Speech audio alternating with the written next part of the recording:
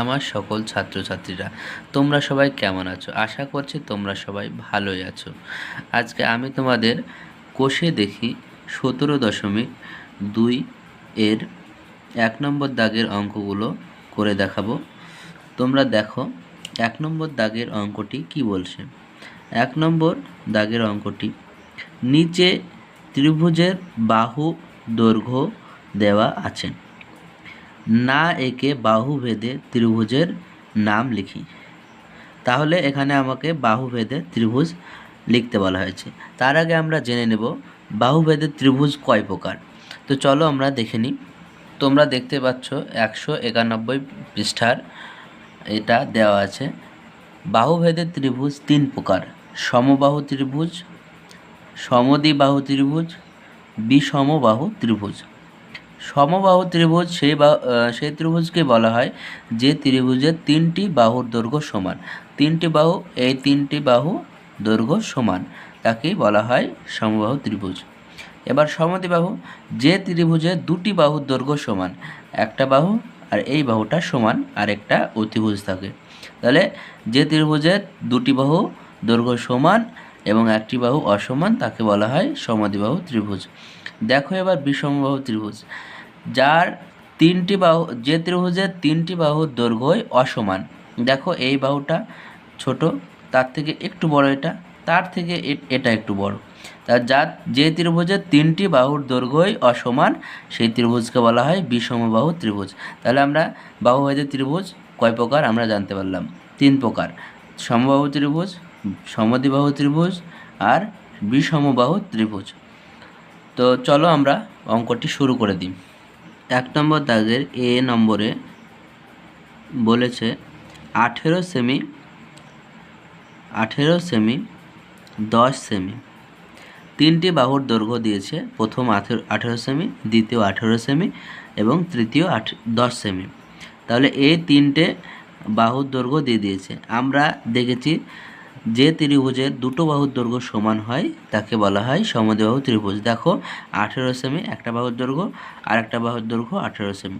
তো দুটো বাহুর দৈর্ঘ্য আমরা 18 সেমি পাচ্ছি, তাহলে এটা অবশ্যই সমদ্বিবাহু ত্রিভুজ হবে। তোমরা দেখতেই পাচ্ছ আমি এখানে খাতাতে টুকে নিয়েছি 18 সেমি, 18 সেমি, 10 সেমি। উত্তর হবে সমদ্বিবাহু ত্রিভুজ।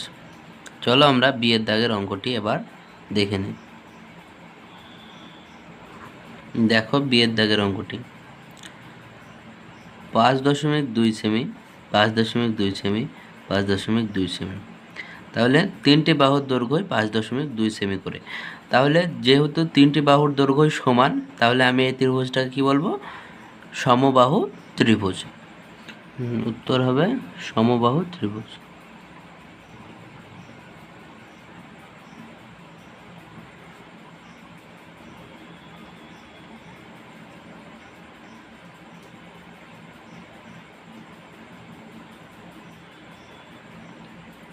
সমবাহু ত্রিভুজ।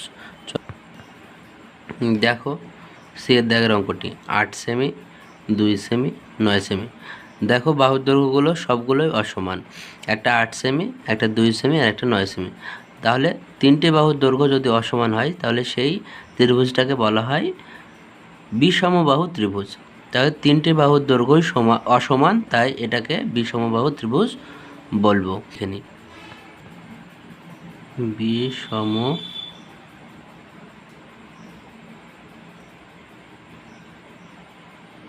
বাহু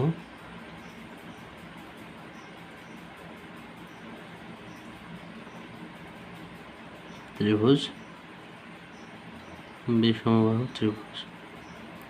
তাহলে আমরা এগুলো কমপ্লিট করে ফেললাম, 1-এর দাগের অঙ্কগুলো। এবার 2-এর দাগের ত্রিভুজের 3টি কোণের মাপ দেওয়া আছে, কোণ ভেদে ত্রিভুজগুলোর নাম লেখার চেষ্টা করি। দেখো অঙ্কগুলো দেওয়া আছে, এর দাগ, বিয়ের দাগ এভাবে আছে। আমাকে কোণ ভেদে ত্রিভুজের নাম লিখতে বলেছে, আমাকে আঁকতে বলেনি কোণগুলো, এটা মাথায় রাখতে হবে। কোণ ভেদে ত্রিভুজ 3 প্রকার: একটা সূক্ষ্মকোণী ত্রিভুজ, একটা স্থূলকোণী ত্রিভুজ আর একটা সমকোণী ত্রিভুজ। তাহলে সূক্ষ্মকোণী ত্রিভুজ কোনগুলোকে বলা হয়? যে ত্রিভুজগুলো 90 ডিগ্রির থেকে কম সেইগুলোকে বলা হয় সূক্ষ্মকোণী ত্রিভুজ। যেমন 40, 50, 60, 70, 80, 90 ডিগ্রির থেকে কম। তাহলে এইগুলো হচ্ছে কি সূক্ষ্মকোণী ত্রিভুজ। তাহলে 50 ডিগ্রি যদি হয় তাও সূক্ষ্মকোণী ত্রিভুজ, 60 ডিগ্রি হলে তাও সূক্ষ্মকোণী ত্রিভুজ, 80 ডিগ্রি হলে তাও সূক্ষ্মকোণী ত্রিভুজ। 90 ডিগ্রির যেগুলো কম হবে সেগুলোই সূক্ষ্মকোণী ত্রিভুজ। চলো এবার স্থূলকোণী ত্রিভুজ। যেই ত্রিভুজগুলো 90 ডিগ্রির থেকে বেশি এবং 180 ডিগ্রির থেকে কম তাকে স্থূলকোণী ত্রিভুজ বলা হয়। যেমন 110 ডিগ্রি, 120 ডিগ্রি, 130 ডিগ্রি, 140 ডিগ্রি, এভাবে 180 ডিগ্রি পর্যন্ত, 180 ডিগ্রির নিচের যতগুলো আছে এবং 90 ডিগ্রির ওপরের যতগুলো কোণ আছে সেগুলো হচ্ছে স্থূলকোণী ত্রিভুজ। এবার চলো আমরা সমকোণী ত্রিভুজ। সমকোণী ত্রিভুজ সেটাকে বলা হয় যার একটি কোণের মান 90 ডিগ্রি। যে ত্রিভুজের একটি কোণের মান 90 ডিগ্রি তাকে বলা হয় সমকোণী ত্রিভুজ। তাহলে সমকোণ বলতেই 90 ডিগ্রি বোঝানো হয়, ঠিক আছে? সমকোণ বলতেই 90 ডিগ্রি বোঝানো হয়। দেখো 2-এর দাগের এ নম্বর অঙ্কটি কি বলছে। এর দাগের অঙ্কটি 90 ডিগ্রি, 45 ডিগ্রি, 45 ডিগ্রি। তাহলে আমাকে কোণ ভেদে ত্রিভুজ লিখতে হবে। তাহলে দেখো ত্রিভুজের এই যে ত্রিভুজটা পাচ্ছি, এই ত্রিভুজের একটি কোণ সমকোণ। একটি কোণ যদি সমকোণ হয় তাহলে সেই ত্রিভুজটাকে বলবো আমরা সমকোণী ত্রিভুজ। যে ত্রিভুজের একটি কোণ সমকোণ পাবো আমরা, সেই ত্রিভুজটাকে আমরা সমকোণী ত্রিভুজ বলবো। তাহলে এখানে এই যে 3টি কোণ দেওয়া আছে, এই 3টির মধ্যে একটি কোণ 90 ডিগ্রি, তাহলে আমরা এই ত্রিভুজটাকে সমকোণী ত্রিভুজ বলবো। তাহলে আমরা লিখব সমকোণী ত্রিভুজ। সমকোণী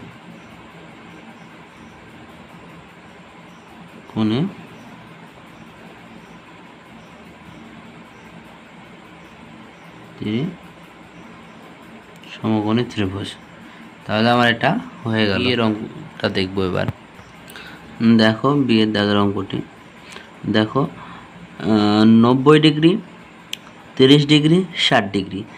তাহলে ত্রিভুজের 3টি কোণ দেওয়া আছে, 90 ডিগ্রি একটি, 30 ডিগ্রি একটি আর 60 ডিগ্রি একটি। তাহলে এই 3টি কোণের মধ্যে একটি কোণ 90 ডিগ্রি আছে। তাহলে আমি ত্রিভুজের যে কোনো ত্রিভুজে একটি কোণ যদি 90 ডিগ্রি পাই তাহলে সেই ত্রিভুজটাকে আমরা সমকোণী বলবো। চলো খাতায় লিখে নিই।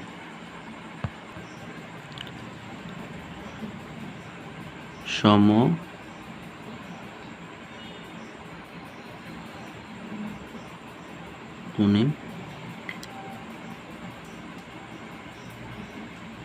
ত্রিভুজ, সমকোণী ত্রিভুজ। দেখো সি এর দাগের অঙ্কটি একটা 75 ডিগ্রি, একটা 70 ডিগ্রি আর একটা 35 ডিগ্রি। তাহলে 3টি কোণের মান দেওয়া আছে। দেখো 3টি কোণ কিন্তু 90 ডিগ্রি থেকে কম। 90 ডিগ্রির থেকে কম যদি হয় তাহলে সেই কোণগুলোকে আমরা কি বলবো? সূক্ষ্মকোণী ত্রিভুজ। তাহলে ত্রিভুজের 3টি কোণের মান কিন্তু 90 ডিগ্রি থেকে কম দেওয়া আছে। তাহলে আমরা কি করব? এটাকে সূক্ষ্মকোণী লিখব। চলো লিখে নিই। সূক্ষ্মকোণী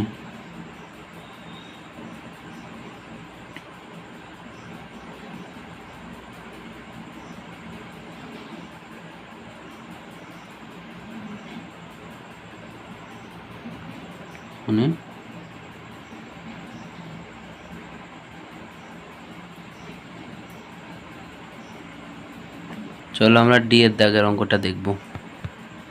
তো দেখো ডি দাগের অঙ্কটি 60 ডিগ্রি, 60 ডিগ্রি, 60 ডিগ্রি। তাহলে ত্রিভুজের 3টি কোণই কিন্তু 60 ডিগ্রি করে দেওয়া আছে। তাহলে আমরা দেখতে পাচ্ছি 90 ডিগ্রি থেকে কম। তাহলে এই কোণগুলো কি কোণ? সূক্ষ্মকোণ। তাহলে সব কোণগুলোই সূক্ষ্মকোণ। তাহলে আমরা এই ত্রিভুজটাকে কি বলতে পারি? সূক্ষ্মকোণী ত্রিভুজ। সূক্ষ্মকোণী ত্রিভুজ লিখে নাও খাতায়।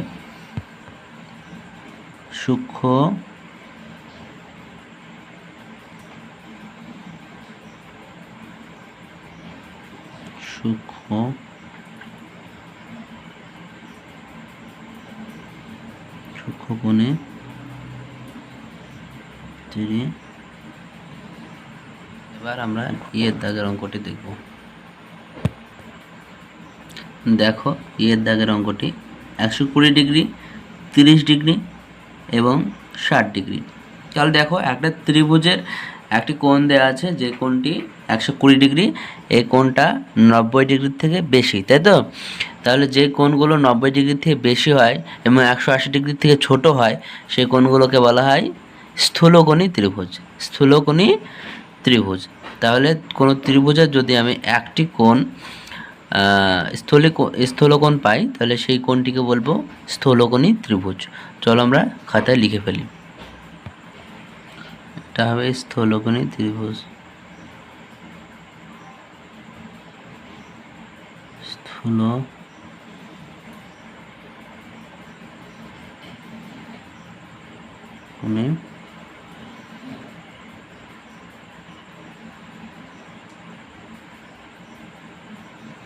স্থূলকোণী ত্রিভুজ।